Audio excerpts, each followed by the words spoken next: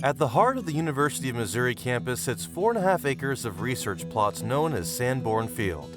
The field was established in 1888 by J.W. Sanborn and is now surrounded by dorms, fraternities, and classrooms. Though it appears to be a random field in the middle of campus, this research plot is full of rich discoveries and stories. It is best known for the discovery of a bacterium that led to the 1948 development of the antibiotic aureomycin. This antibiotic is still commonly used today to treat various infections. With over 100 years of continual cropping system studies, Sanborn Field is an ideal place to study how crop and soil practices impact soil health. Yeah, so Sanborn Field is a very interesting example of long-term conservation and soil health activities.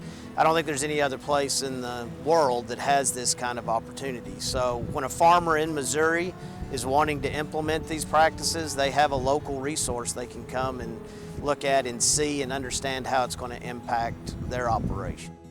A collaborative team was formed between agencies of the U.S. Department of Agriculture and the University of Missouri to learn about soil health from Sanborn. Late in the fall of 2020, they joined efforts to sample the entire soil profile for each of the 44 plots on Sanborn Field.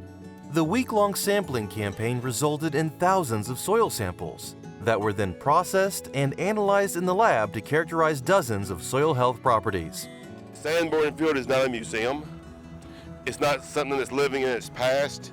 With what we're doing today, we're showing that it's alive, it's on the forefront of technology. Sanborn Field is really an historical treasure because having over 100 years of looking at different management systems on our soil, we can see how the soil responds to that management, and that's very helpful for our future food system production.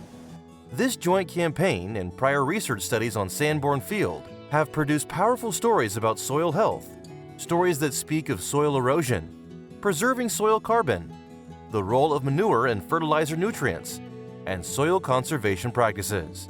Sanborn Field is such a wonderful place to learn about soil health because we have these richness of treatments that have been going on for over 130 years.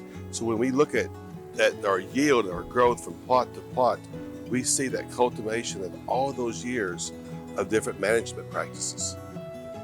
The following series of videos tells the soil health stories from Sanborn. Though these messages originate from a small piece of land in the middle of Missouri, they are applicable to millions of crop production acres around the world. Sanborn Field is really important for soil health because we need to understand the biology of the soil in terms of its relation to our food production. It's learning about the richness of the soil through the different cropping systems that helps us understand where we need to go in the future with food production.